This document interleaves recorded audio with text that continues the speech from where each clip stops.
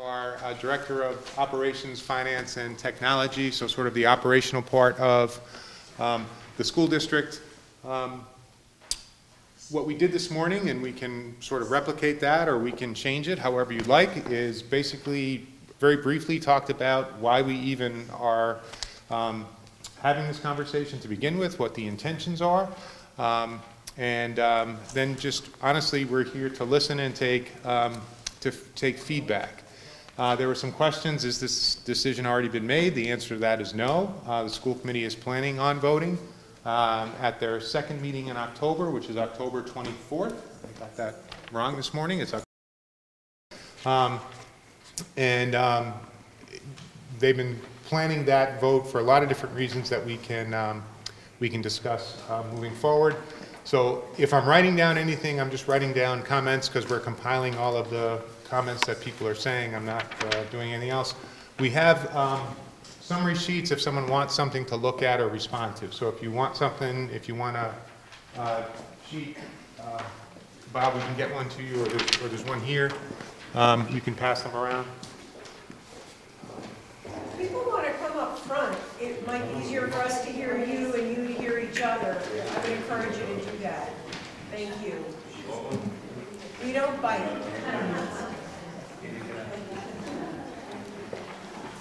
There's seats up here. Plenty of seats, plenty of seats, plenty of seats.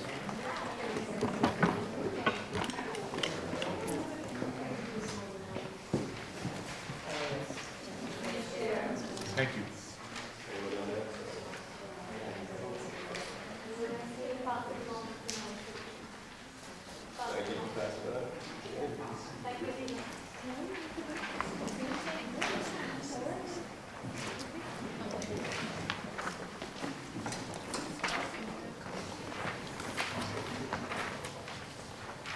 Okay, so we started this conversation probably about 2.5 years ago.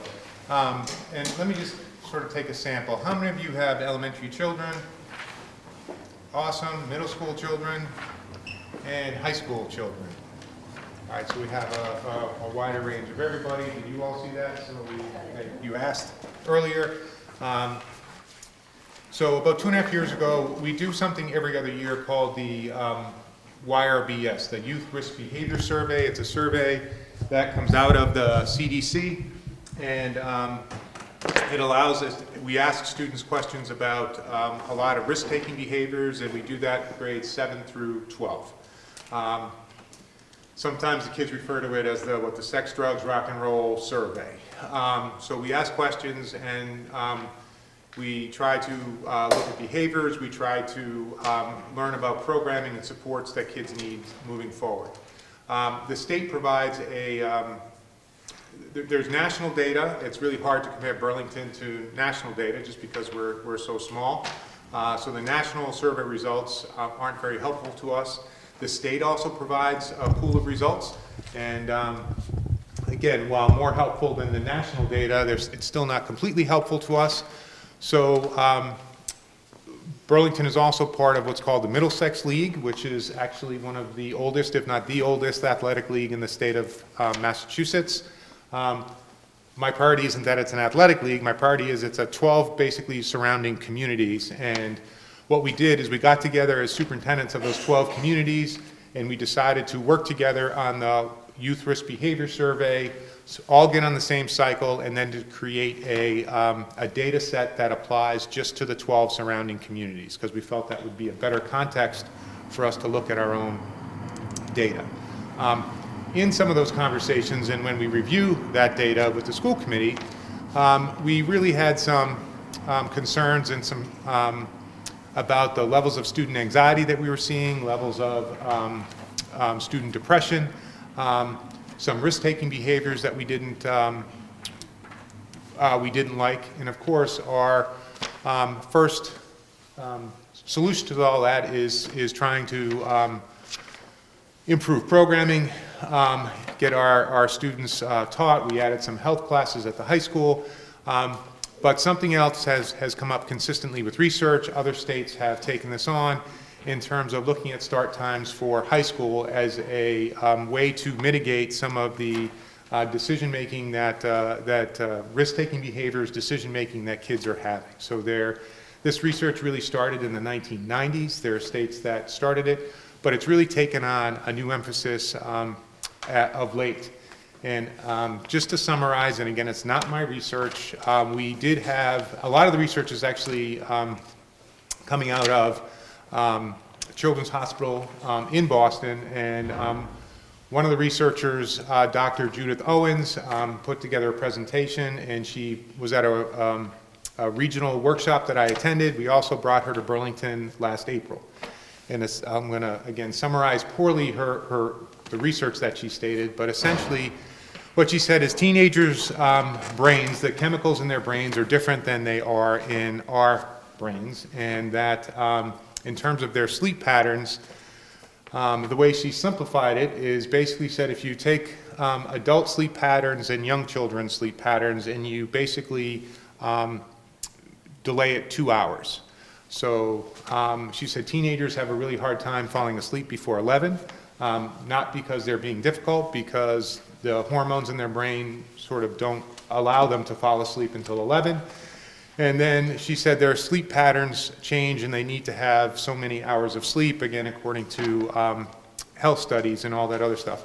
She also communicated to us that not every hour is equivalent, that there are more important hours of sleep than other hours of sleep. And she said that morning hour of sleep is critical, and I think she called it REM sleep or something like that.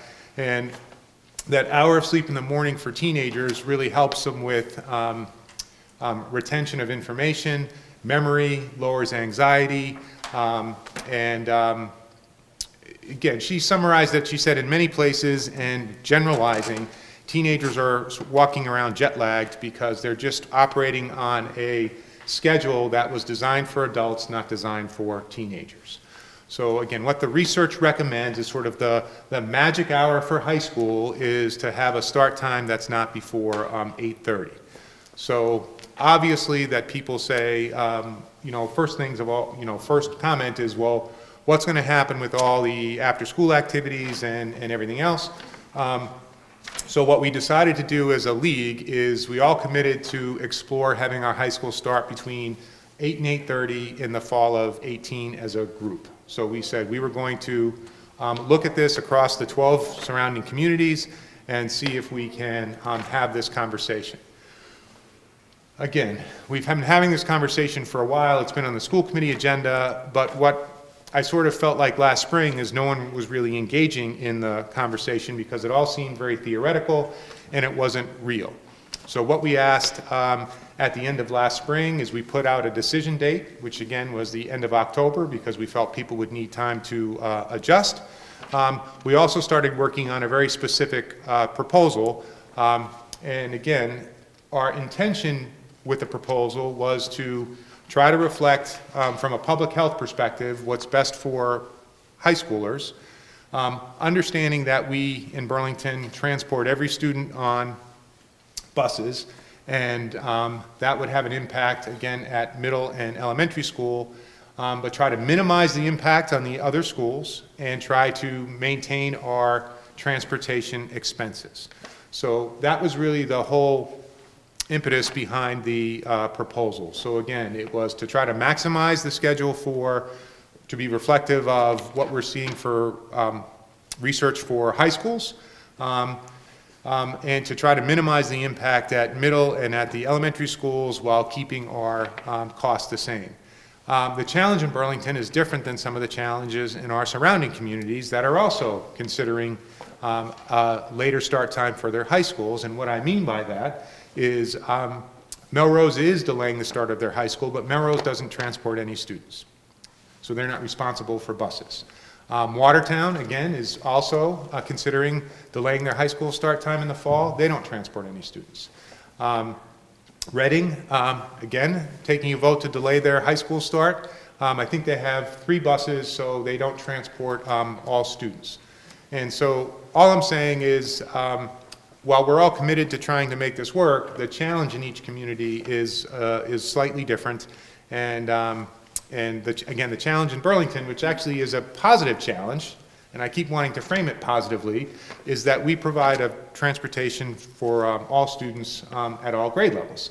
So again, that's a good story, but it just adds some complexity to what we're trying to accomplish here. So again, that's the intention, and what we ended up with was what was in front of you. And what we're finding is with the concrete proposal, people are recognizing that, oh my God, this might be real, and people are showing up, which is fantastic. So thank you for showing up. And we didn't just start this conversation, but I'm not sure it was specific enough for people to react to or respond to, so thank you. And so, again, it looks like we have, depending on, again, if you look at the maximum start and end time, I think we're within 5 or 10 minutes at the middle school. We are at about 10 minutes, Bob, help me out, at Fox Hill and at Pine Glen, roughly? 10 to 15. Yeah. 10 to 15, and then we're 10 to 15 minutes at the elementary school, and the high school is going to, the proposed is to go from 7:30 to 2 to 8:35 to 3:05. So we're trying to keep, again, the length of day the same, put the high school at the time that is being recommended by the sleep research that we're reading, and then have a minimal impact across the other schools. So again, with that, love to have your feedback, again, we covered a lot of ground. We spent a lot of time talking about transportation this morning, which I'm assuming we'll get to transportation a lot tonight as well, but I really wanted to say the intention and the initiation of this conversation was really about a public health conversation and what we're seeing in some of our teenagers. So that's where we're at. The first one's always tough, so excellent. Thank you. Yeah, sure. So Dr. Gandhi, you mentioned that we will have, the school committee will have a vote and make a decision by end of October. Mm-hmm. You also mentioned that this is the community, the 12 different school districts are also considering this. So how is this going to play out? I mean, if every school or every town makes a decision based on the voting, would this not conflict in terms of the schedules of the different schools, the sports activity and other things? It might initially, because I'm not sure everyone is ready to make the decision, but I think what we were talking about is trying to be within 8 and 8:30. But what we also committed to is to say if a school district, for instance, changes their start time later, that we would accommodate their sports schedule. So we said we would all work together. We didn't want to have after-school activities be a reason not to even have this conversation. So that's really what we committed to, and we are committed to that. So if Melrose High School time is changing next fall, we will make sure we accommodate Melrose sports teams when they come to Burlington. Yes, sir. So if the high school sports times are getting pushed back, isn't that going to push back all of the other sports times? Junior high, elementary school? We don't really have elementary sports or middle school sports. Not sponsored through the school system, but they share fields. Yeah, the club. Possibly, and I think wintertime would probably be is the most congested time for gym space, we would have to look at the schedule. We have to look at those schedules anyway, and I think last year, and I'm looking at the school committee because we reprioritized use of the gym space and working with some of the youth programs. And obviously the high school teams have first priority to the facilities, and then Park and Rec, Tom, and then youth programs were moved to second, and then we had some adult leagues that actually got bumped to third because we had some youth programs complaining that the kids were at practice too late. So we have tried to make some of those accommodations, and we would continue to try to have those priorities be, again, high school sports, youth rec and youth programming, and then adult leagues after that. So yes, they will all get pushed back. They could possibly all get pushed back, absolutely. And so the younger kids are now being asked to stay up later and get up earlier. Younger kids, if they participate in youth activities, very well could have practice later. I think what we tried to do was address that last year by giving them better times in the gymnasiums. I'm not sure if it's a problem in the fall or in the spring with field space. I haven't heard it's a problem with field space. What I've heard it's a problem with is basketball. Yeah. So, well, for instance, right now, there's a soccer practice going on for third grade. It's running till 8:15. So if that's going to get pushed back even further, that's going to be a problem if you're asking now the third graders to get up another half an hour earlier. Right. Because although the school start time might be moving 15 minutes earlier, those children have to be at the bus 20 to 25 minutes earlier. My child's bus stop will move ahead 20 full minutes. So now my child needs to be on the bus at 7:20, which is a very early hour for young children. For a second grader, that's an early hour. So again, your comment, your concern, which we can explore, is the youth programming practices may get pushed later. It's more complicated than that. It's that they're getting pushed back later and compounding it with getting them up early. Sure. Okay, so I don't believe this study addresses any of those issues and what hours are best for 5- and 6-year-old children. It was only for the older children. Further, the junior high school students, I don't have any junior high school students today, but I will in a few years. Right. They're going to be faced with the same problem, and they're actually getting it the worst because they're getting on the buses the earliest. Aren't they also teenagers? Again, I think they are, and ideally, it would be great to consider the middle schoolers equivalently to the high schoolers. But again, what we were trying to do is put a concrete proposal out that did the best for the most students. So we felt like if we keep the middle schoolers roughly where they are now, and they're roughly, I think, right around 7:30 now, that we could gain benefits by having the high school students start later. This is not a perfect solution, but as I said this morning, the existing start times aren't perfect either.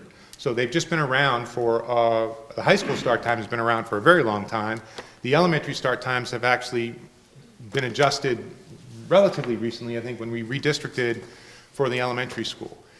And I just want to stress this again, or maybe the first time again from this morning, even if the school committee votes to not make any change, that doesn't guarantee that we won't have to make changes to the start times of the elementary schools as the community grows. So as we add housing units and as we're committed to transport students, we may need to make adjustments to get the students to school all on time. So again, we're talking sort of globally about transportation. We're trying to maximize the sort of the best schedule for the most students that we can. And let me get to folks first, and then we can certainly come back to you. Yes, ma'am. If you'll just bear with me, I'm going to probably read some of this because I prepared it ahead of time. But Sure. my husband and I are first-time parents in the school district. We have a kindergartner, and I'm a community development professional. So I want to thank all of the committee. I know it's a tough job, and this is an important decision. And we're in favor of moving the time back for the high schoolers, and we understand all the research and how important this is. And even the CDC came out last week with recommendation to do what you've been talking about for 2.5 years. So I think the district is really maybe ahead of some other areas. So I just want to first of all thank you for that. But from our perspective with a kindergartner, the change for us would be 15 minutes, which doesn't seem like a lot, and certainly when you're, comparing that to all the benefits that a high schooler would get from this hour delay, 15 minutes to us, for us compared to, health issues and, the risk studies that Dr. Conti talked about, it seems like maybe, okay, we can kind of suck up the 15 minutes, but I just wanted to explain our schedule as a working family, because those 15 minutes really are huge, especially in the morning and in the evening. And we know that the elementary school students aren't hardwired to stay up late the same way that high school students are, but elementary school students, according to my pediatrician, for my son's age, he needs 10.5 hours a night. And his current bus stop time is at 7:45. We leave the house at 7:45 in the morning. And this doesn't seem so bad, but if you backtrack with me, to accomplish this, he wakes up at 7 in the morning. So with his 10.5 hours of required sleep, that means he should be falling asleep each night at 8:30. But to get him to sleep at 8:30, he has to get in bed at 8:15. And if you follow the pediatrician's recommendation for a healthy nighttime routine, that's a bath, stories, and a song. We start that at 7:15. And we're two working parents. He goes to the after-school program, and I pick up my daughter at daycare. And so when you make 2 stops of pickups, and then you try to get home and have dinner, you know, you need to decompress a little without instantly jumping into that. To try to get your kids, you know, into a bath at 7:15 is already next to impossible. And so most of these kids probably already aren't getting enough sleep. And so when I think about, oh my gosh, we're doing this 15 minutes earlier, that becomes, you know, very stressful to me, and it starts to seem like it's next to impossible for elementary parents. And the other thing I wanted to mention is that these younger kids need more help, obviously, in the morning. You know, they're not as independent as high schoolers. So already the morning's a struggle. We lay out the clothes the night before, and all I do in the morning is microwave oatmeal for breakfast, but still it's difficult. Already we feel like, you know, we're just barely making it. This is early. So one of the things I'd like to recommend is do delay the high school start time. That seems so important. But could you also consider delaying an elementary time along with it? Definitely, please do not make elementary schools start any earlier. Thank you. Just one follow-up comment on that, actually, just thinking about it. Have you guys looked at, I'm pretty sure, you know, when you looked at the beginning of high school start time and what impact it will have on the transportation schedule, have you guys looked at keeping the same schedule? What would be the additional cost? And I know, it's not something, but budgetary question in terms of what impact would it be? Is there any room to absorb that in? I'll take that. So I don't have a definitive answer for you yet, but we are. So we do have studies that we're looking at right now. We will present that at a later date. I wish we could have had it for tonight. That kind of conversation came up later on. I don't want to get into a conversation about money, but ultimately it would come to that. Adding additional buses does come with a cost. So the first proposal looks at just maintaining the existing buses, the existing bus contract. Also to be noted, as Dr. County mentioned earlier this morning, is that we're in a 5-year bus contract. So at the end of next year, not this July coming up in 18, but the following year is when we'll be going out for renewal. So, you know, we're obviously looking at to maintain our current contract. It doesn't mean that we can't look at other ones. So I will come up with a solution for you. That will be probably added to the website as well, available for school committee, but I don't have that for you tonight. Right, thanks. I have a question, and obviously, you know, we haven't had this much time to study all the departure and arrivals of these buses. But is it possible that all the times are left as they are, except for the high school, and instead of them being picked up the first, you add them to the tail end? So then, I think it might be a little bit tricky between Memorial, Francis Wyman, and then the Fox Hill Pine Glen. Right. But basically, you keep everything as it is, and just move the whole high school pickup and drop off at the end of the day. Does that, without any, you know, additional routes? I think we're going to look at some different things, but I think some of the feedback, again, from this morning was, and please, I'm not putting words in anyone's mouth, but we sort of support the idea of what you're trying to do with the high school, while not perfect, because it doesn't include all middle schoolers. If you could just leave us where we are, that would be better than trying to shift. So I think it's going to be something that we look at. What's hard is we share buses.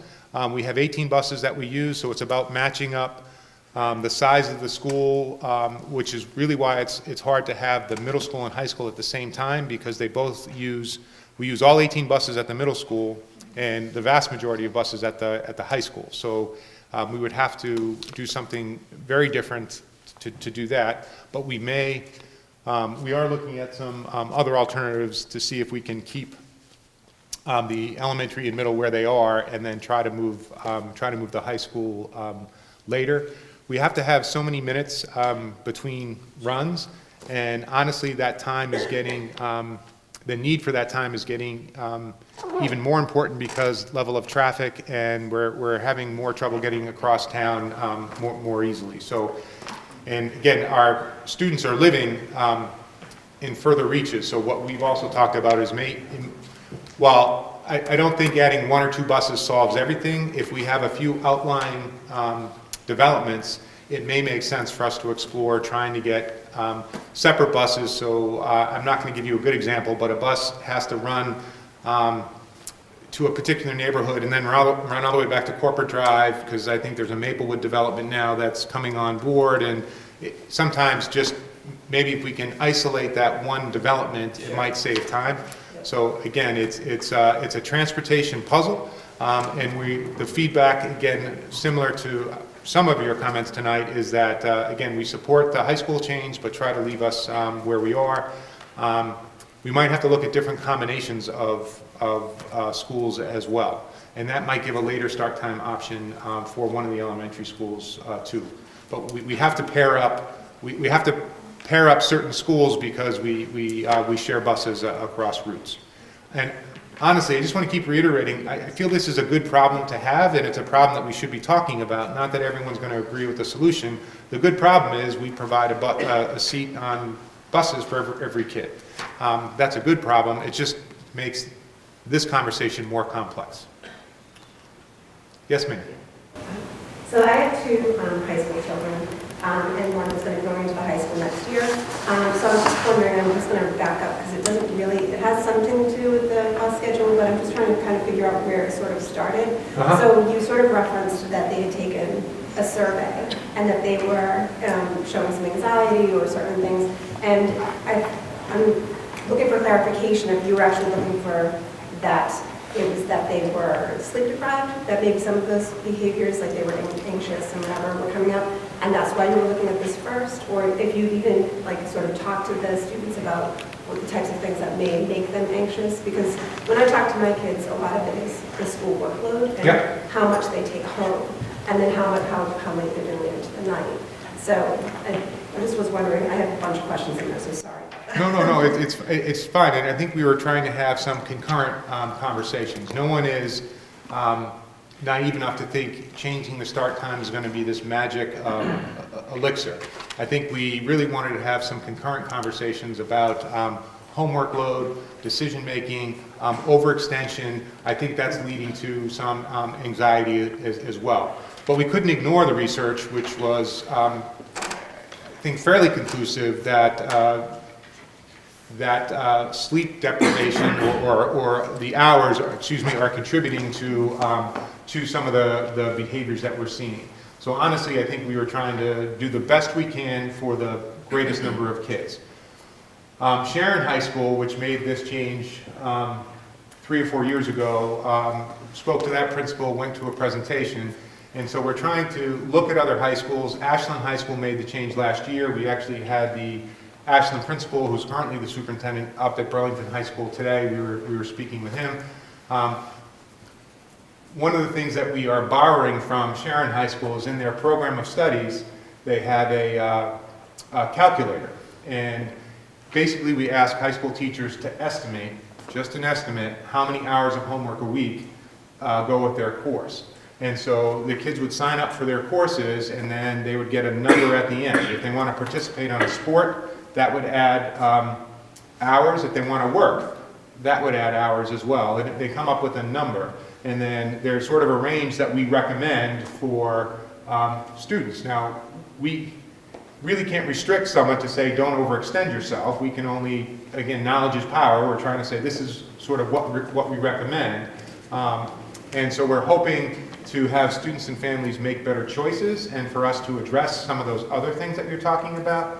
But what was new to me with this research is I just thought, boy, you delay high school an hour, the kids are just going to stay up an hour later, and you know, all you're doing is just delaying it. But I think what I was convinced of after listening to Dr. Owens is that's actually not what her research shows. Now, can kids be overextended and make bad choices? Absolutely. Again, there's no magic to this. Honestly, we're just trying to maximize give them the best chance to have a positive experience. And again, the research is really compelling. so compelling that every legislative season at the State House, there's a bunch of bills that get put forward. They don't all get carried through, but there was a legislative proposal in Massachusetts to have a regulation that no high school starts before 8:30. So because Massachusetts is such a local control state, I don't ever think the legislature will pass it, but I think there's clear movement of, again, it's no surprise, many high schools are having these conversations, many communities are having this conversation. It's complicated in Burlington for a very good and positive reason. We transport every kid, not every community does that. So I'm agreeing with your analysis that it's not just about start time, it's about trying to get kids not to overextend. It's to try to prioritize their social emotional learning as much as their academic learning, to say both are critical and to move forward. And I just want to make sure I answer your question. There's no specific research on 6 or 7-year-olds except to say that we have more control over their sleeping when we put them to bed and when they wake up, and their brains are in a different place. So again, I think they recommend a number of hours of sleep, as you were saying, but I don't think there's the same biological imperative to say, their brains are going to be less active at this time. They tend to mimic more the adults.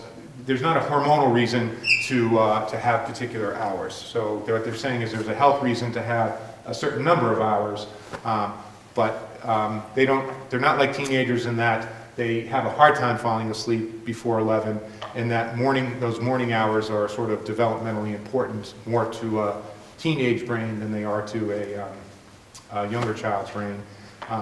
And so that's what the research would say. Could I add, You just can add whatever you'd like. your questions, I think, are really important. I think Dr. Conti addressed some of it, but there is more information. This whole state of Minnesota had moved all of their high schools to later start times, 10 years ago? And so in the 90s, actually, yes. Okay, so for many, and other states have had pockets. There's not a lot in the United States, but there are pockets around the country, as well as individual towns in Massachusetts. And the research is showing that, for example, if our students are reporting on this youth risk behavior survey that 30% of the high school kids are depressed, and 20% of them are anxious, and 5% of them are suicidal, that in those states they've done the follow-up research, and just by changing the start time of the high school, those numbers decrease. So instead of 30% being, and I'm making up the exact numbers, but instead of 30%, 10% of the kids were depressed. Instead of 5%, 1 or 2% of the kids were suicidal. The traffic accidents, went down. One of the research papers that we have available, it talks about how the kids stopped drinking so much coffee in the morning. And it wasn't because somebody said, okay, let's all stop drinking coffee because we go to school later.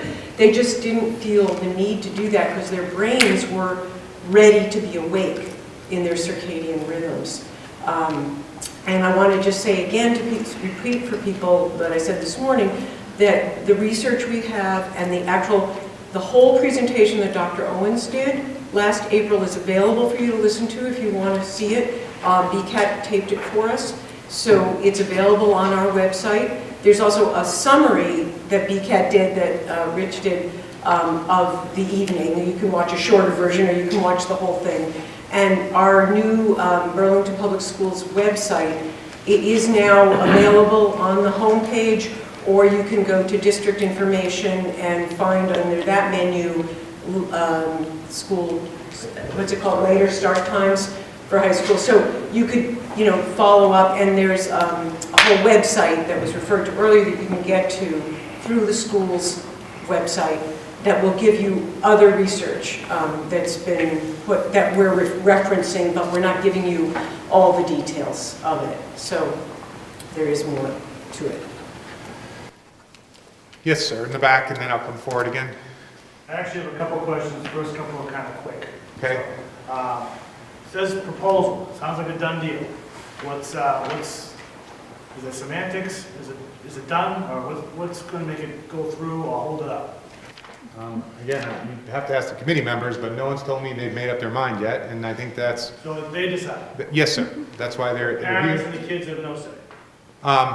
Parents and kids have no say as to the, I have one high schooler, he's dead against it, so I mean, I'm saying, if the kids polled, or we polled, that's what I want. no, we're not asking the kids to vote on their start and end time. Okay? We're here tonight, we were here this morning, we're at the high school Thursday twice to get your input. You know, we can't call everybody in town, but we're trying to get as much input as we can. The decision is going to be a school committee decision. Currently, it's penciled in for our agenda on the second meeting in October. Whether it goes forward will depend on a lot of variables in terms of how the committee feels, how much information we receive, factoring in the input we've got from the community, trying to tweak some of the solutions, the options that are out there. The reason we're trying to do it at this time of year is it's not going to be implemented until next school year. That gives families time to make whatever adjustments they have to make. From the budgeting standpoint, the decision is made before we go into our budget season, so if we wind up adding buses that adds X amount of dollars to the budget, that's got to be factored in. So this isn't the type of thing that you can do in July to start in September, obviously. So we're doing it at this time of year so that people have time to react to it. If for whatever reason this doesn't go forward in October, whether we don't think we're ready, whether it doesn't have the votes, whether we're still trying to figure out options, then in all likelihood it will be kicked over until the following school year with the decision time at this time next year. So that's basically the schedule. We're having these types of sessions to get people's input. The other point I want to make, and this has bugged me for a couple of years. So the high school kid gets on the bus at 6:45, school starts at 7:30. That's 45 minutes. It doesn't take 45 minutes. Because the middle school kid gets on the bus and he's in school in 20 minutes. He's home before the high school by a half hour. That seems to be the problem, is the length of time. That's wasted time, just waiting to get to the school. He's at the school at 7:05 and he waits 25 minutes for school to start. That's waste, it's a waste of time, and then coming home, it's even worse. That seems to be the big problem for me.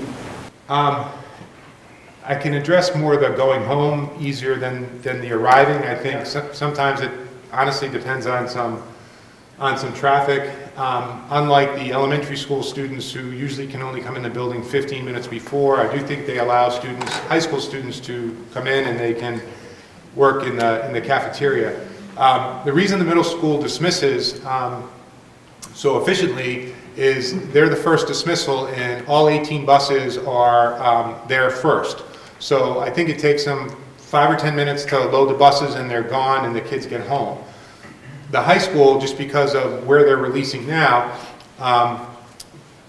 dismissal does take a long time. So even though the school ends at 2, we're still waiting for some buses to arrive 15 or 20 minutes later because they're dropping off other students and having to come from town. Again, not the reason for doing this, I'll say that twice, not the reason for doing this, but we believe one of the benefits of creating further separation is all the buses would be available for high school dismissal like they are now for the middle school. So what I would predict is the more buses that are on site and available, the more efficient dismissal will be. So the high schoolers, by the time school ends and by the time they get home, might actually might be improved by creating more space because between the dismissal of our 2 largest schools. And I'm sorry if I'm not explaining that well, but we're waiting for buses at the high school for dismissal while we're not waiting for buses at the middle school. So again, the buses are dropping off, I think, some elementary runs and then getting back to the high school as quickly as they It's can. just a lot of wasted time for the kids at the high school. So Total waste. If I can jump in, so just to, again, go along with what Eric said, we only have 18 buses in our current contract, and the high school and middle school have a 5-minute difference in start time. We physically can't have all 18 buses split between the 2 schools, or we would have to increase the overall time for everybody. So while it may not be ideal, that's the current situation that we're in right now. And like we said, the solution we have currently isn't perfect. Moving forward, the solution isn't perfect either, but that delay is either a dollar value or more kids on the same bus. right? So we have to give somewhere with our current contract or look for a new solution, which again, we will propose looking at the current start times and the new start times and even trying to tighten this up a little bit. But it really comes down to just the number of buses in our contract and how many kids are getting on them with how many stops they are. So it's the buses. It's kind of what I've been saying for months. No, but our current problem is the buses. It's not that the bus company is not doing their job, they're doing a wonderful No, I'm not blaming the job. bus It's how many company. buses we You have. don't have enough buses. If you had more buses, it wouldn't take 45 minutes for school to start from the time you got a bus. And we wouldn't have to put 5 and 6-year-old kids on the bus at 7:15. Well, the bus ride itself is only 45 minutes, just, I understand. I know, there's this the is dead time. times, waste. If we're talking about the health and wellness of the kids, they're just sitting around doing nothing, waiting for the bell to sound. Right. Yes. Well, that's great. Okay, thanks. I'm against it. I got that. Yes, sir.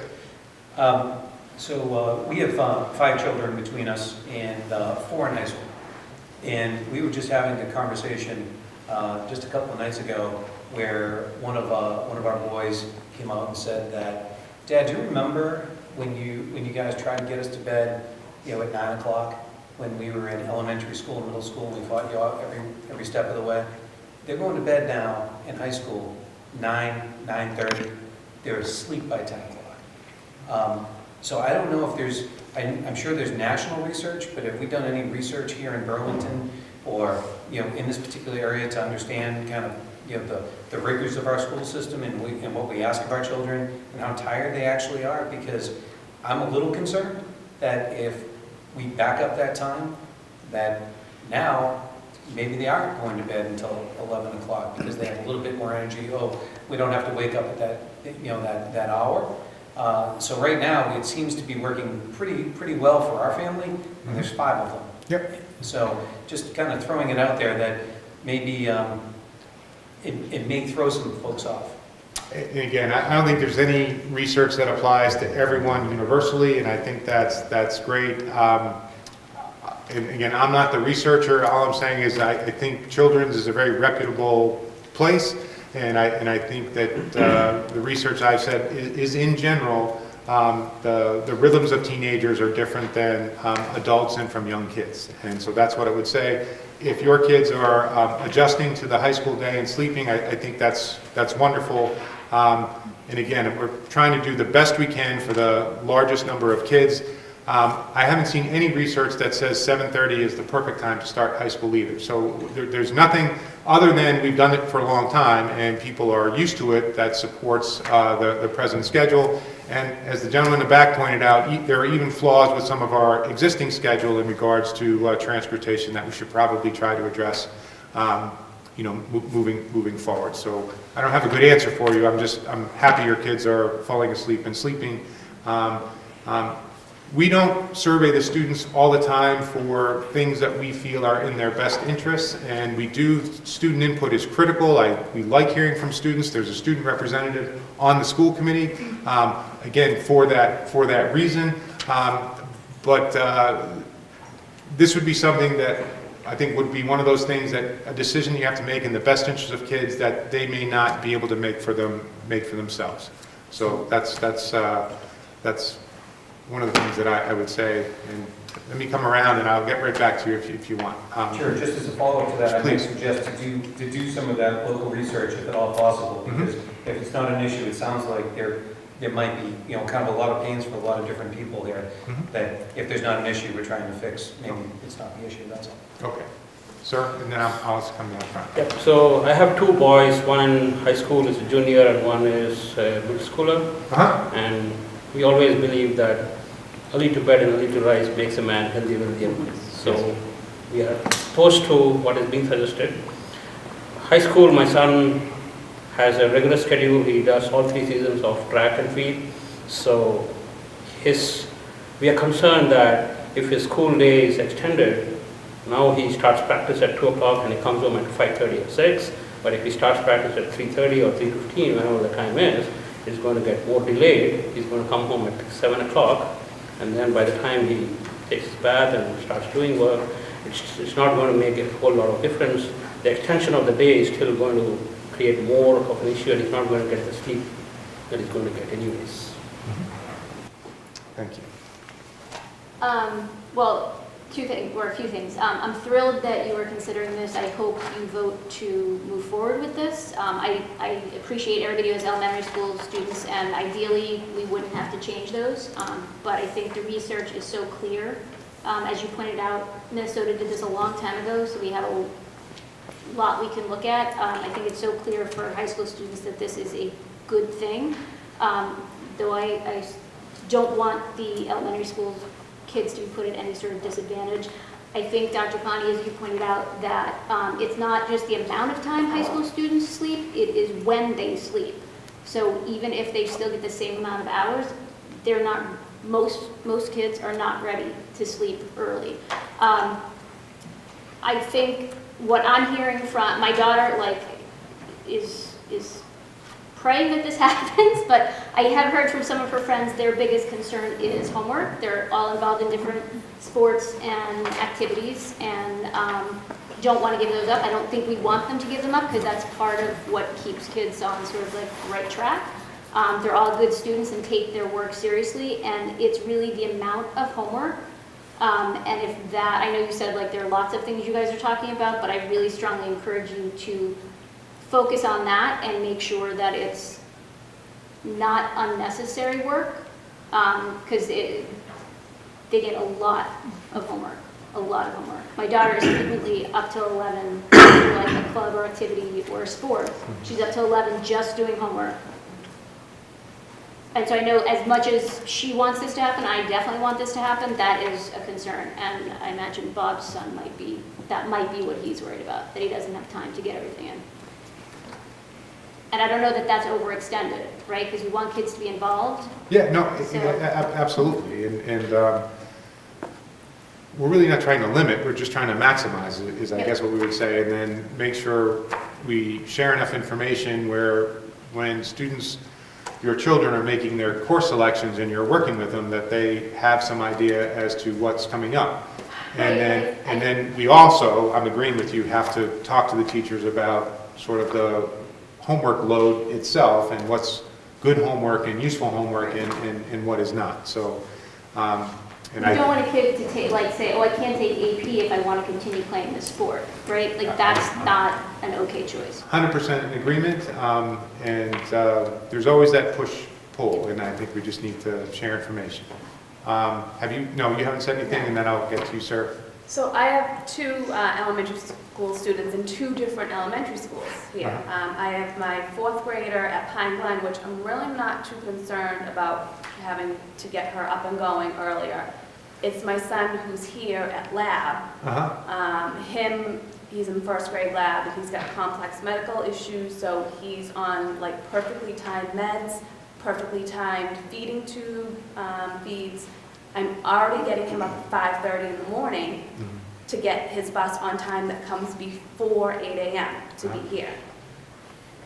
If it gets pushed back, I'm going to have to wake him up early. I'm probably going to have to wake him up at 5 because the bus more than likely is going to come at like 7:30. It's not going to benefit him because he's going to end up being too tired to do his therapies now and here at school, which is kind of the whole point. He's coming to school to get these services because it's only going to benefit him in the long run. And they're going to have to, I've already heard from lab, they are going to have to start earlier if Francis Wyman starts earlier because they integrate. So I don't think we're considering the lab students who share the same buses and the preschool students also that share the same buses. The preschool schedule is, again, a little bit different. We have a version of the preschool schedule if that would be impacted. I speak to Patrick Barbieri from Lab all the time. And again, the integration, I think, my understanding, and again, I could be wrong, and you know much better than I, is the lab programs start at 8:30. Yes. And again, I don't think he had intentions of changing any of the lab programming times across the 5 districts. And while integration is still really important to everybody, I don't believe integration would be fully impacted in keeping the lab program the existing hours that it is. I'd have to talk more with Patrick, but I just want to make sure I mark down your concern. Well, my concern concern is that he'll have to be up earlier, Right. and which means he's going to be tired and not be able to function and do his therapies, which he really, really needs, like PT and OT. Because the bus is going to have to come so much earlier, and he gets, like I said, he's on timed meds, Yes. time feeds, along with some of the kids in his class too. It's not just my child, it's some other kids in his class that are complex medical needs too, that have certain meds at certain times and feeds, because they can't eat on the bus, you know, they can't. Absolutely, I'll look into it, but again, I did have conversations with Patrick. My understanding was the lab programming times were not going to be impacted. So you heard something different? I heard something different So can last week. Can I check that with Patrick? And I will certainly get back to you. And I think that's a very important concern. You've been patient, I'm sorry, and then I'll get you on the side. So. Question about the after-school programs. Now that we're starting 15 minutes earlier, that means that the children will be going to after-school programs 15 minutes earlier, I would assume. So if you're keeping the same number of hours, so they start 15 minutes early, so now they're going to start the after-school program 15 minutes early. Are we going to be charged extra for the extra 15 minutes? I'll have to ask Donna. I haven't really thought about it. I think there would be some contraction to the morning program that we have for kids. That might be condensed. If that's a hardship and we end up with the 15 minutes, I'm sure we can work around that. The bigger hardship at the after-school program, which we're trying to solve, is a lot of the after-school workers are actually high school students, or some of them. So if they're getting out later, we would have to solve it again a My slightly point is different it's a way. zero-sum game, so either pay more for extra time, or they're working extra time without being compensated, or, you know, prep time is being lost.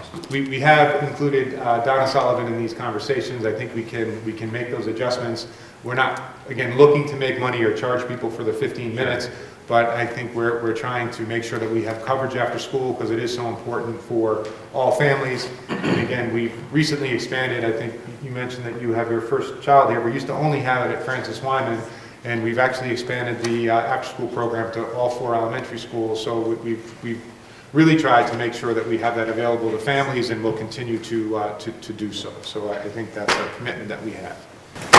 It doesn't look like it's reflected on here. Will the kindergarten end times move up too, or will those stay the same? We'd probably keep that the same length of time, and because they ride the bus with the kids in the morning, I think it's considered a full day from the state's perspective. It's really a 3/4 day, because parents want their kindergarten child dropped off at their door. So I think we would keep the length of day the same. So just, I guess, a piece of feedback. I'm a working parent. Right now, my son is in first grade. I have one that'll go to kindergarten in 2 years. And we get on the earliest bus. We're at Foxville, and we're on the first bus, which is 8:05 now. And I guess it looks like it'd be 7:45. So even though it's only 15 minutes, it would tip the schedule that he would be at after school longer than he'd actually be at kindergarten. So, and, you know, I guess they'd be getting out at just before 1 if it, you know, shifted. Because I think Fox Hill gets out at 1:10 now for kindergarten. Okay. So Can he be getting out at 12:55? I guess, yeah, and then it would be even earlier for, I guess, Francis Wyman Memorial. Okay. Probably like 12:30 for those schools. Then he's in the after-school program for the rest of the day. So, you know, his day would go from, you know, before 8 till, we usually pick him up around 5:30. So it's just a long day for a 5-year-old. Absolutely.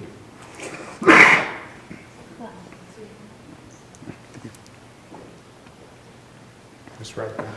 So, sort of tying together some things that other people have mentioned, you know, we're not asking the students who are directly affected by it what they think about it. Has anyone asked the faculty, the principals, the teachers, what they think about it? They're working with these kids every day. Yes, at the high school, at the junior high. They are, schools, any of the schools, everybody's affected by it. Well, we've had department conversations at the high school, and there are some high school faculty members who are concerned, but they're not questioning the research for the students. They're concerned because their schedules are changing, and I think that's really why the school committee was committed to making the decision as early as possible. So their lives would be impacted, but I haven't heard anyone say that we shouldn't be doing this in considering other things in the best interest of kids. I guess more directly, I'm conceding the high school start time. Okay, my concern is with the lower schools. Whenever I bring up the start times, everyone seems to marry if the high school starts later, all of the other schools have to start earlier. Mm-hmm. And it's my desire to separate those two into separate, distinct entities. So discussing the other entities, has anyone asked, say, the Francis Wyman principal or the Francis Wyman teachers, how they feel their kids would be impacted by this, or their schools would be impacted by this? No, and I haven't done that, and again, if I misjudge this, I'm certainly responsible. I felt like the changes at the middle and the elementary school I would consider more adjustments in relation to making the high school schedule work.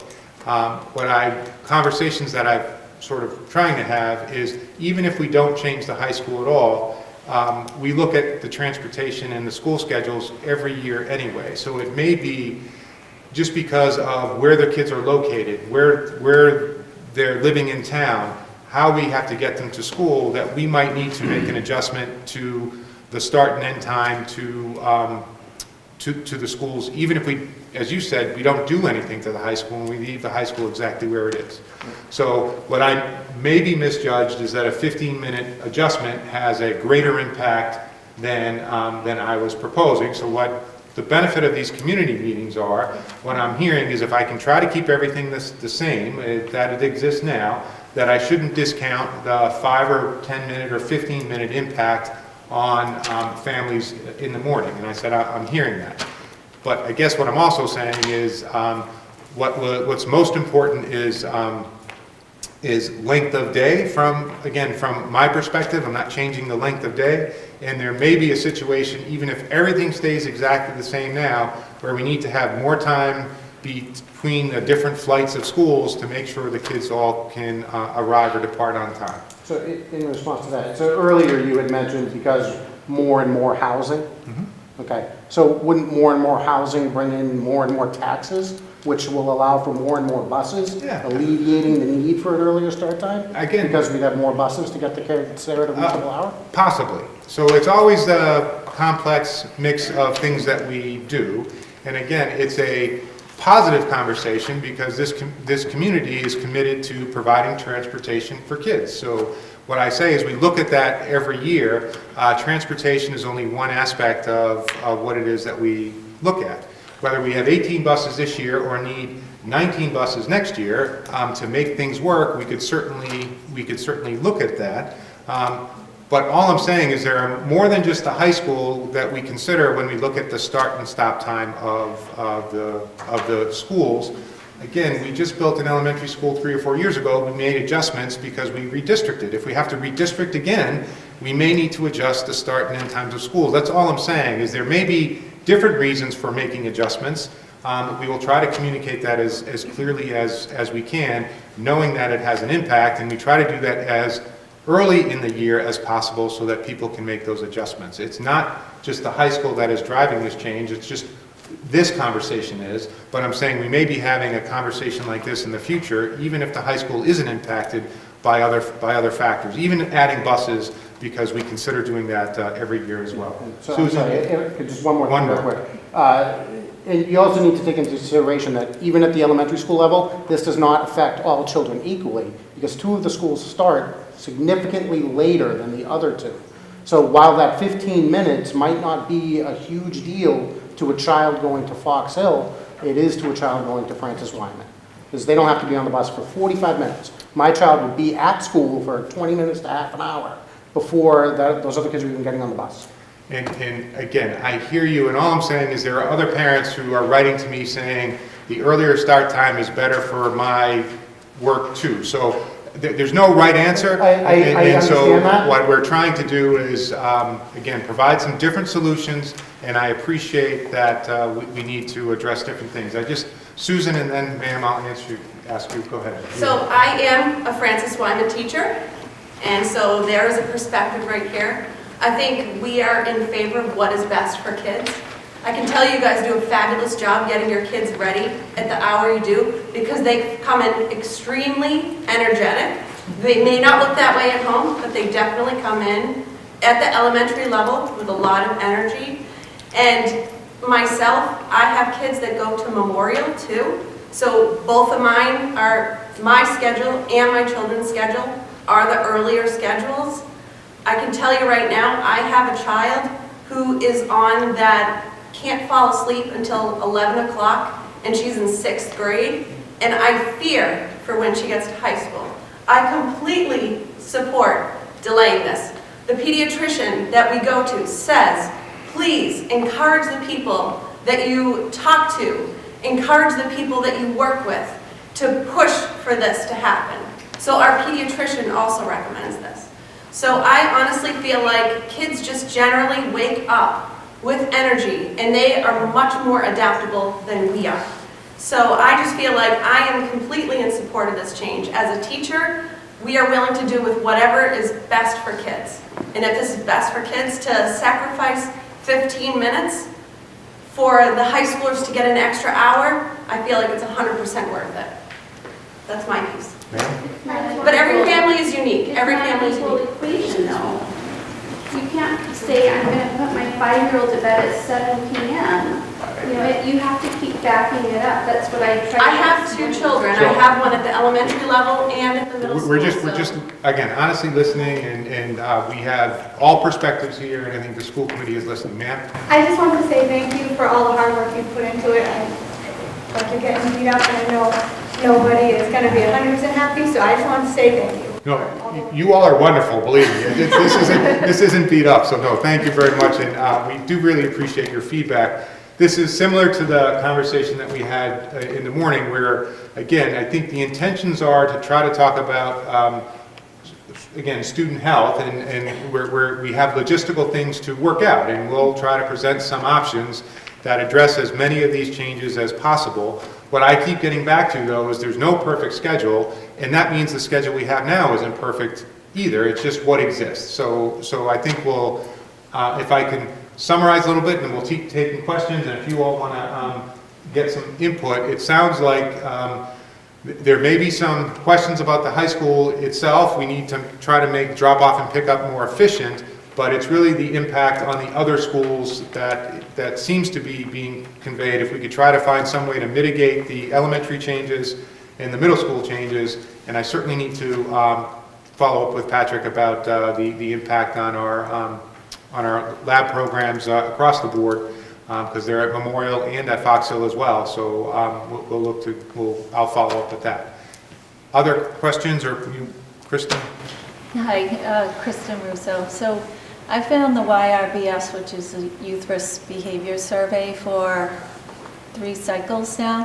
When I first came on the cycle, we do, one of the questions, number of the questions relate to how much sleep they're getting at night, an extraordinary amount, and I wish I had brought the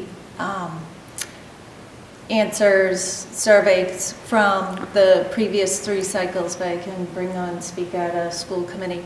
How many students are really getting 6 hours of sleep? Now that gets tied into, we also ask, you know, how much TV you watch and how much homework. We're looking at the whole picture.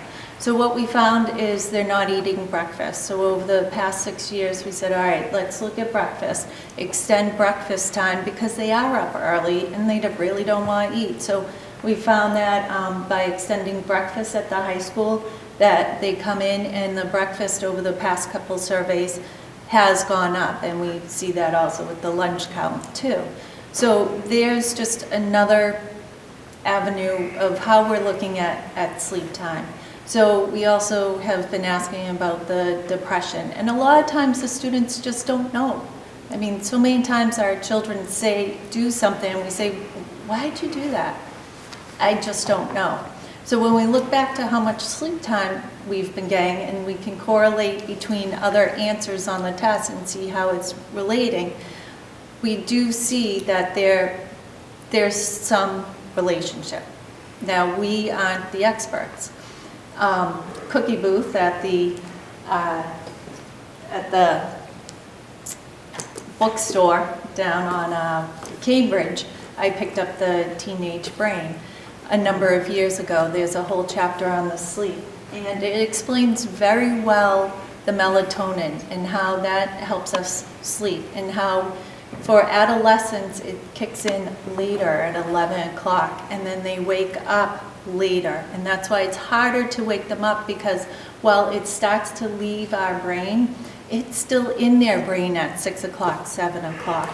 So it's kind of interesting to read and be like, hey, our kids just aren't lazy. Like, I honestly, truly thought they were lazy.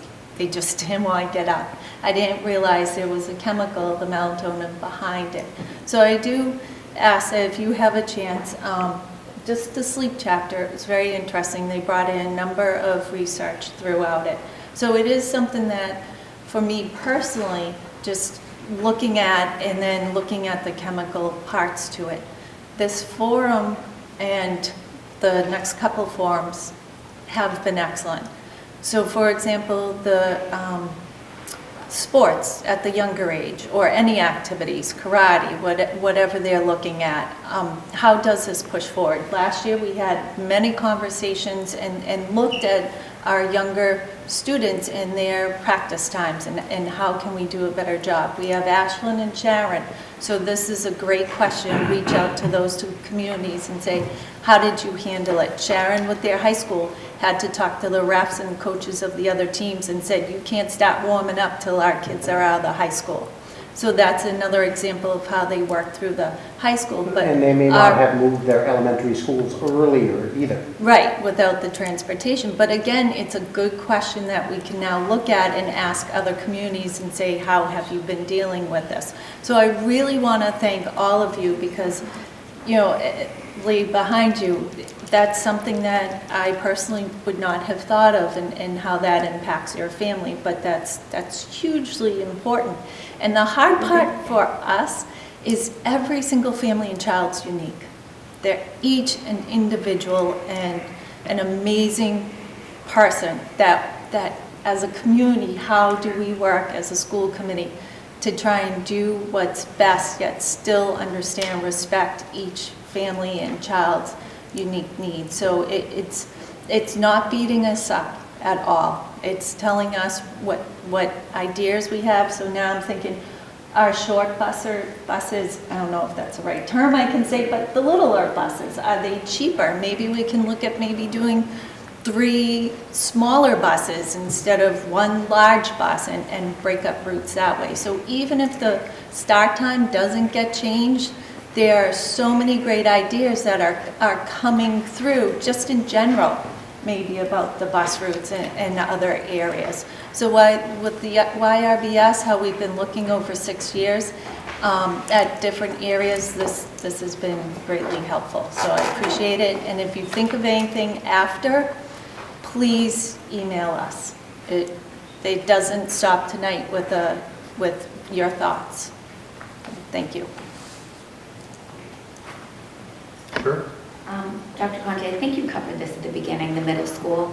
I know all the studies are mostly high school, but teenage years start in middle school, 13, 14, and just the 70-minute time difference proposed. I think the high school start time change, totally agree with it, but then to look at the middle school starting 70 minutes earlier than that, when those kids are, I mean, arguably, emotionally, physically, middle school is tough. But I think that you may have mentioned that right at the beginning, that you do kind of acknowledge middle school's teenagers too, and Yeah. we're looking at them starting the earliest. Again, ideally, if we didn't provide transportation, I think it would, maybe the solution would be different. I think what we were trying to do, again, is maximize the change for the largest number of kids, and then try to minimize the changes. Other than that, I think that trying to keep the middle school as close to where it is now. I don't think it's ideal where it is now. If we see really positive effects, if this decision is made and we see positive effects at the high school, it may be something that's worth considering, and then put a price tag to moving the middle school. Sharon did this. There was a lot of faculty resistance at Sharon High School prior to the change, and then they surveyed teachers in the spring of the year that they made the change, and I think the principal said almost everyone, there might have been one or two, said they wouldn't go back to the former timeline. So again, I think it would be an adjustment, it would be a change. Again, I'm clearly hearing that we need to go back and really try to not impact the elementary and middle school as through our proposal. And whether that's more buses or whatever, that again, I'm hearing that. So I just wanted to make sure I repeated that. Yes, ma'am. So now with this new change, if it goes through, elementary school students are going to be home before high school students. Yes. Now, I know some families that use high school students to babysit those elementary school students that are coming home before their parents get home. Now they're going to be in a situation where they're losing their babysitters and they're going to have to find other childcare, whether it be an after-school program or the parent's going to have to come home early from work.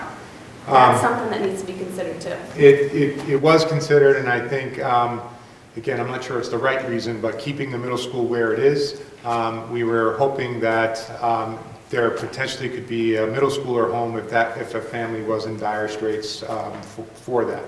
And again, I'm sort of in a dilemma because there may be decisions that I am promoting that impact your individual family or situation negatively, and I'm really trying to look at this a bit holistically. So I understand that we may be at odds, but please understand my intentions are to try again to do the best I can for the most people. I'm not sure how many parents rely on high schoolers to be home first.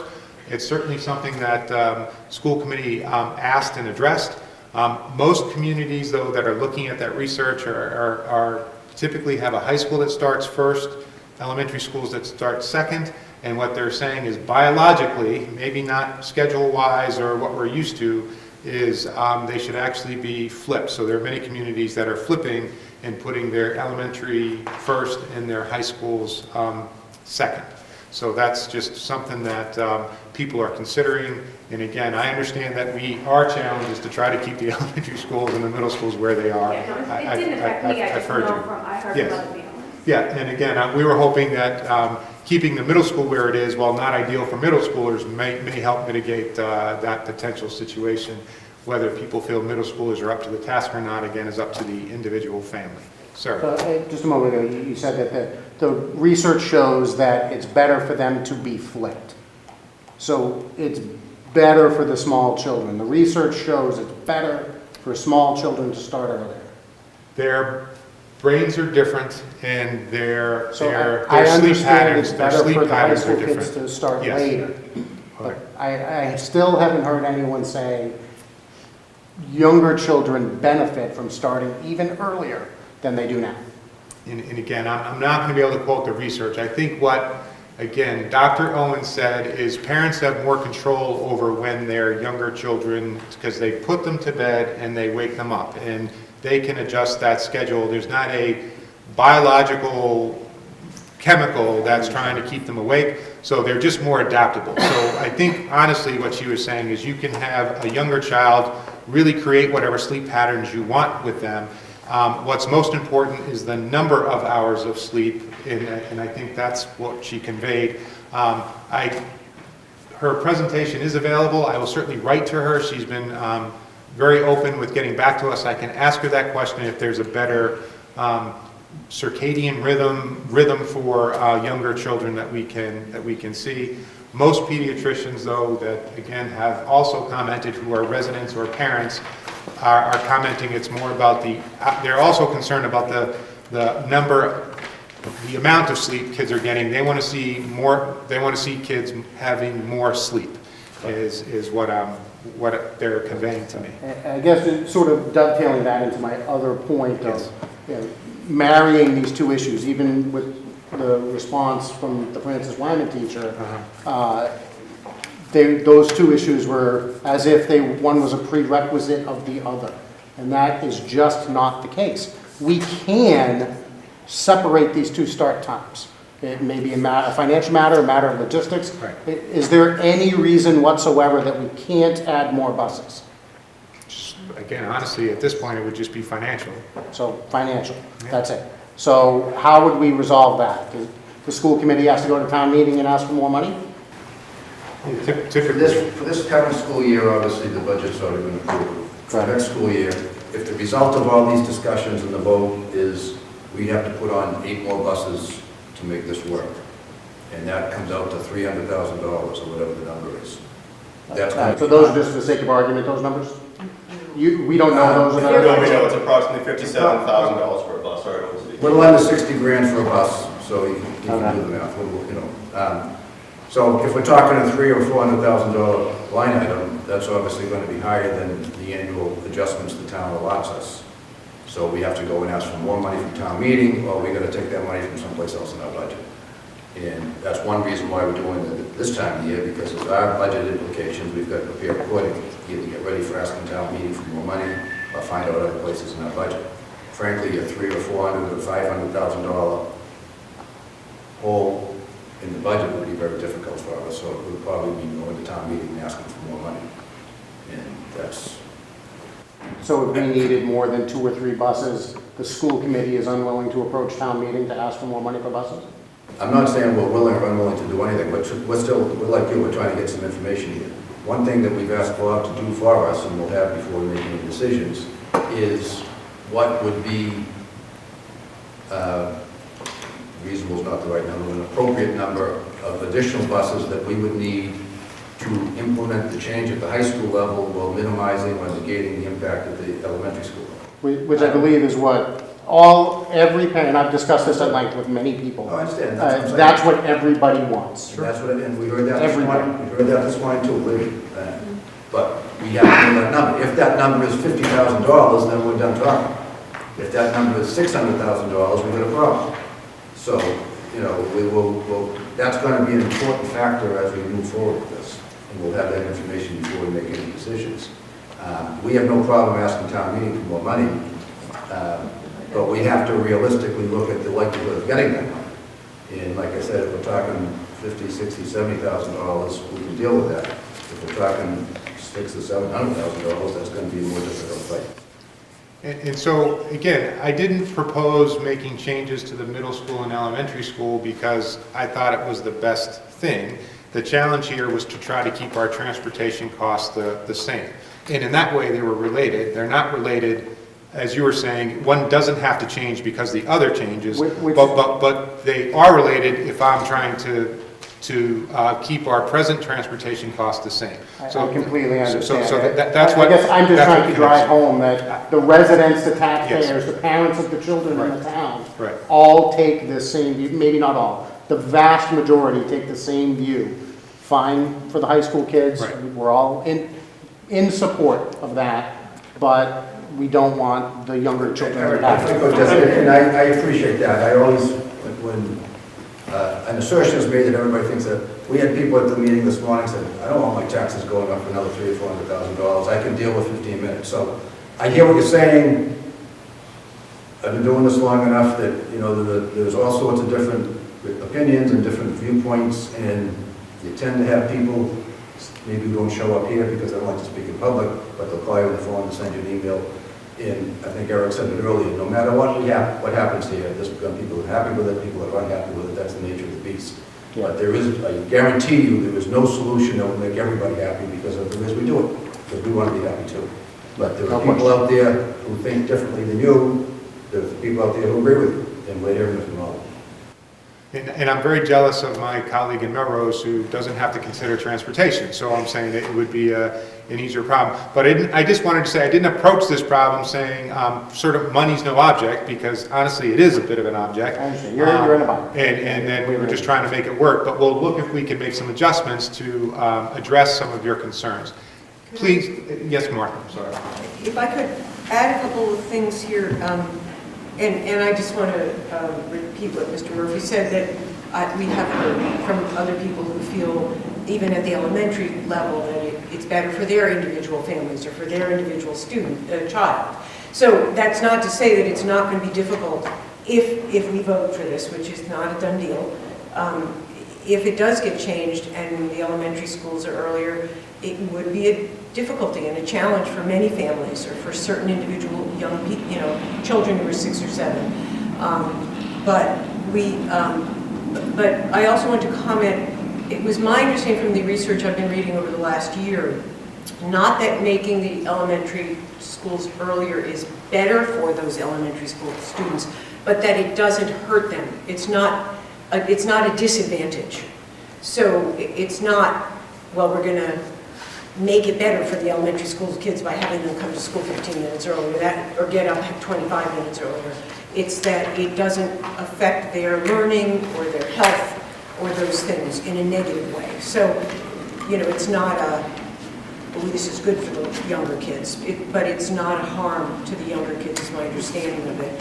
And if I could just, we also, I think this morning and this evening, and I imagine on Thursday, we're getting ideas. I know that Dr. Conti and Mr. King have been working on listening to some of the concerns and trying to find ways that could we tweak it. So it's not 25 minutes earlier that a kid has to get to a bus stop for a 15-minute earlier bus, or whatever, whether we could get smaller buses and make that work. We're also looking at the question of more tiers for the after-school program. So it may be that if a school is starting earlier and you really only need, I don't know, 1 hour after-school program instead of a 3-hour after-school program. I don't know the exact numbers. I believe we have some tiered time anyway. So we're asking Dr. Conti and Mr. Cuna to do a lot of research between now and when we take the vote too. And so I want to comment on that. I also want to say that, this is the focus about the schedules, but the concerns about when students come home and have all this homework to do, some of the research indicates that the older students are actually more efficient in their studying, and so they don't end up staying up later. So even though, 6 hours of sleep here and 6 hours of sleep here actually help older adolescents, it may actually be that they can get to bed a little earlier because they're more efficient in their work. And for the younger kids, I'm hoping after we're done with this conversation to continue the conversation about how do we help our students get enough sleep and look at how to help families deal with devices and screen time and how to address teachers and whether, there's some research that homework in the elementary school level is not as useful as we had thought. So if we reduce the homework just at the elementary level, then if your child gets home later, there isn't also this half-hour of homework to do, so we're not going to be done even if we vote on this, and even if it means earlier start times in some of the schools. To me, it's not a done conversation. It's about how do we continue this conversation, because these are important issues, and some of them could solve some of these problems. Again, every individual family has different challenges that they address. I had 2 working parents when my kids were going through school, and we do work on it. And as a school committee member, I don't want to make it harder for any family. But as we said, for different families, the challenges are different, and the schedules are different, and the work requirements for the adults are different, and the individual kids are different. Some you fight with them whether they're 6 or whether they're 16 to go to bed, and other kids it would make a difference. But there is, in my mind, pretty overwhelming evidence that this is not harmful to the younger children as learners, as healthy young people. That doesn't mean it isn't stressful for the family or difficult or those other things.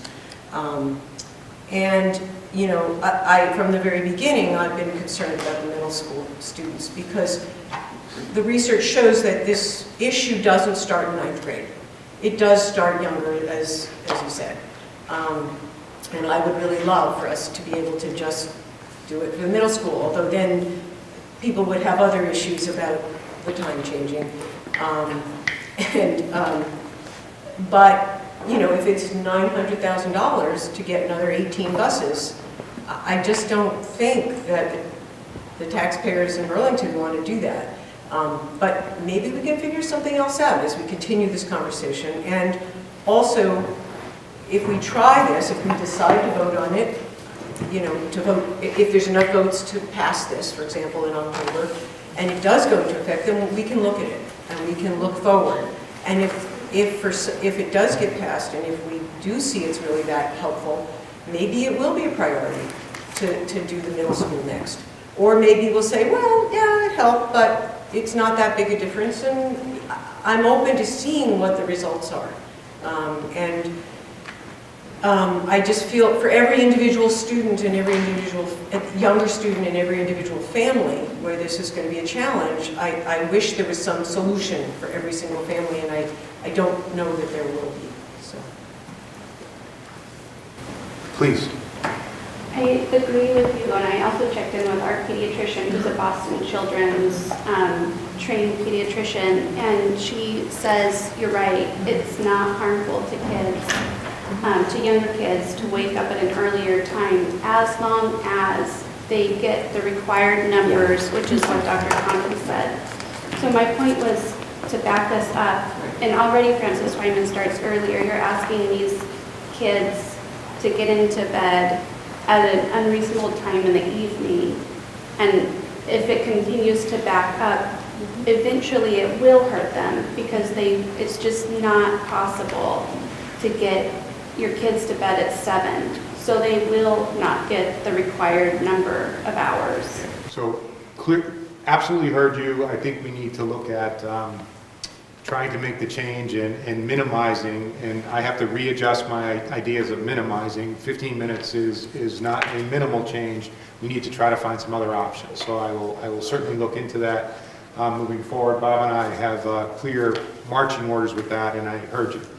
The one question I have is, aside from the elementary, middle, just focusing on the high school students, yes, where some studies have proven or have indicated that the late start times is better for them based on youth risk behavior survey. And so what kind of research has been taken into account before you could say that? Because I'm sure there are many different people doing this kind of research, like Dr. Owens is one among them. yes. How did you come up, or how did the school committee or the people that are making this decision determine which research are taken into account or factored in?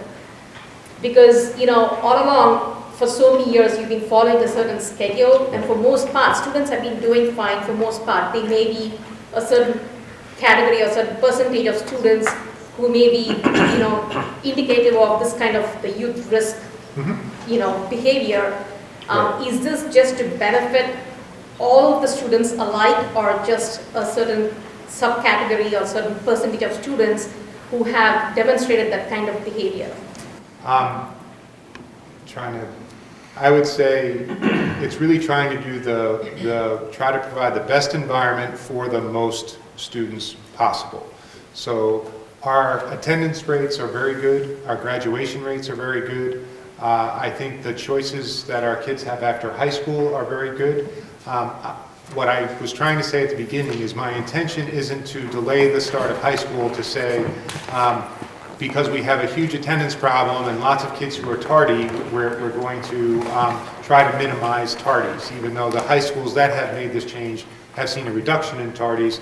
Again, I'm not looking for one factor. The concern I had was the level of anxiety, level of depression, level of overextension that the students were relaying to us through some of the work that we're doing with them. The delayed start time would be one tool in looking at how to mitigate that for all kids. School committee asked me very specifically at the start of this, because in most times in education you can find research that says one thing and you can find research that says the exact opposite, because kids are pretty messy. I don't need to tell you all that.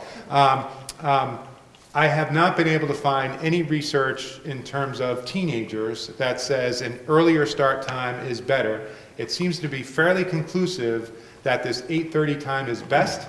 They're even starting to say any increment of 15 minutes later than sort of 7 o'clock, they're seeing benefits from even 15-minute increments that are later than sort of the 7:30 time that we are looking at. I haven't seen anyone that says 7:30 is the optimum time to start high school. I have seen reports that say 8:30 is sort of the optimum time. And I just think as sort of the chief child advocate in Burlington, if that's the research I'm seeing, I really have to present that as an option. You all may not choose it. As I said, I'm here anyway. So I honestly, I just have to say to the school committee, I think this is the best option for the most kids that we're seeing. Hopefully it'll mitigate some of the concerns that we're seeing, but we'll look at it over time. But this doesn't mean SAT scores are magically going to increase or anything else like that. We're just trying to provide, again, the best high school environment for students while minimizing the impact across the other levels. And so that's the answer to you. I haven't seen anything else that says that there's a better time to do it. If I did, I would try to always provide the best environment for all kids, preschool, elementary, middle, and high school. Sir.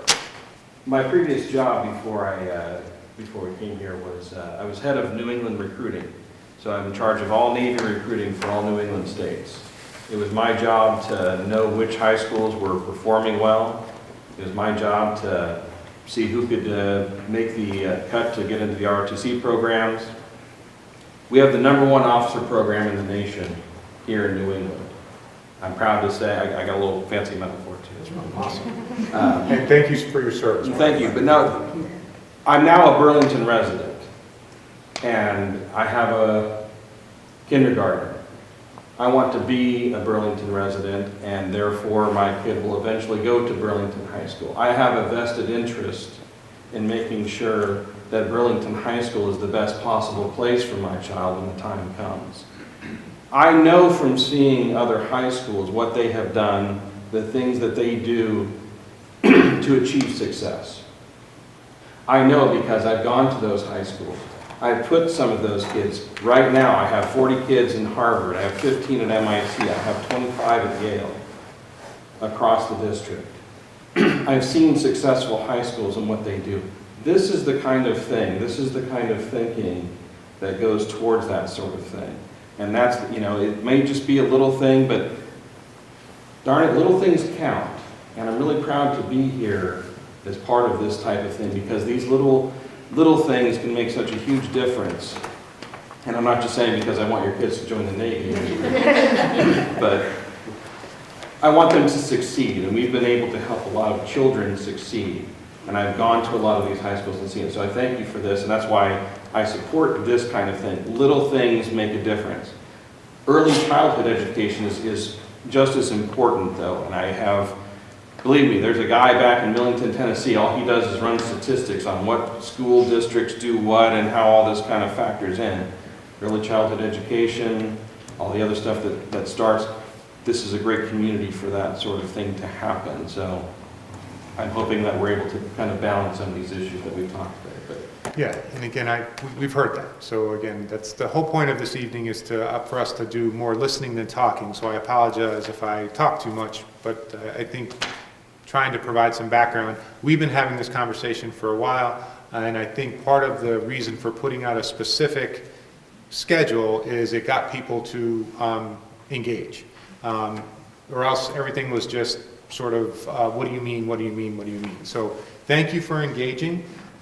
We're certainly around. We have 2 more sessions again at the high school, which should be really fun, on Thursday morning and Thursday evening. We'll continue to have them. I think if the school committee, and I'm speaking for the chairman, who is Mr. Murphy, I think if they feel that they don't have enough information to take the vote, my experience with them over the last 10 years is they won't take the vote. So I think it's our job to Bob and I to try to provide them as much information as we can. Do I think the vote could be delayed a little bit? The answer is potentially, but my recommendation wouldn't be to delay it any longer than 2017, because people have to make adjustments if they're going to make adjustments. So if we don't get it done in 2017, then we're probably going to put it off again for a year, as Mr. Murphy said.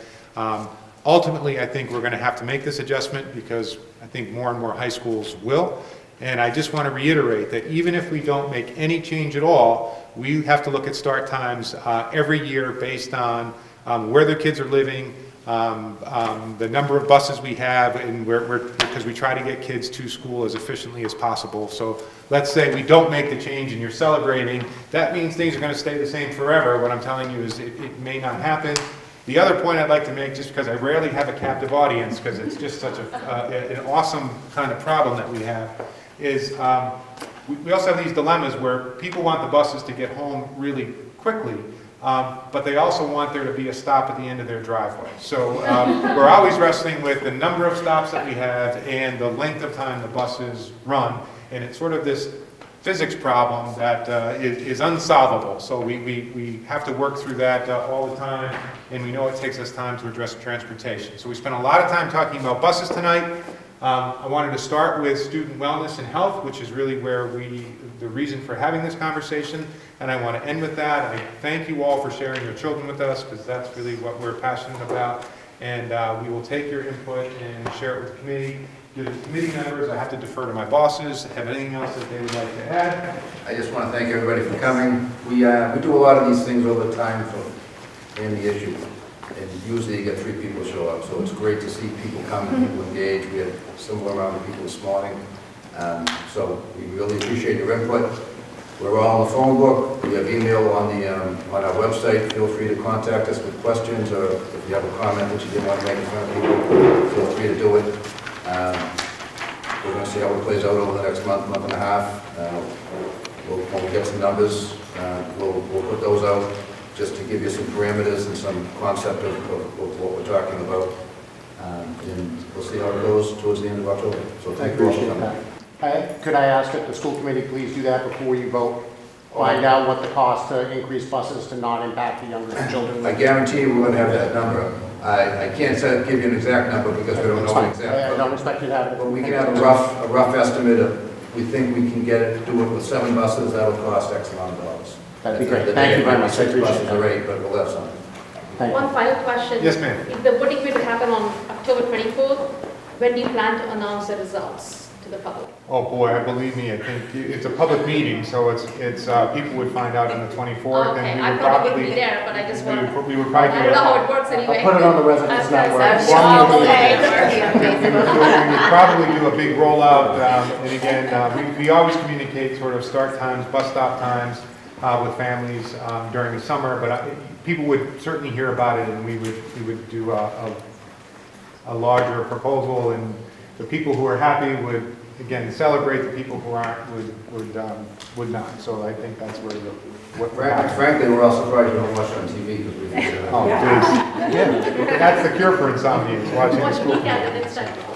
And I think also it's important to note too, he's asking for money from town meeting. The demographics of town meeting doesn't have our representation. So I think if we're going to be vocal, we need to be vocal on town meeting to ask for money for more buses. So we don't have to, be flexible about changing start times. If we want to be able to keep start times what they are and get more buses, he can only do so much to ask for it. They're not going to give it to us because their demographic is not parents. They're thinking, we're not spending more money. We already give you plenty of money on the school committee.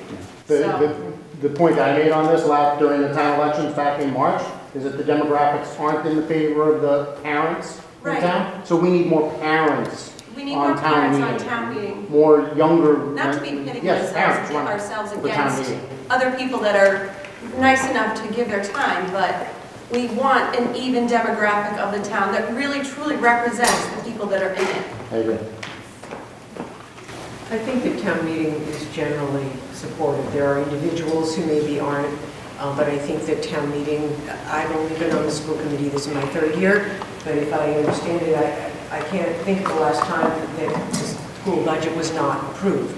But the school committee over these years that went before I was on it and since and with Dr. Conti, try to be careful and try to stay within the guidelines that the town has established. So it's a balancing act.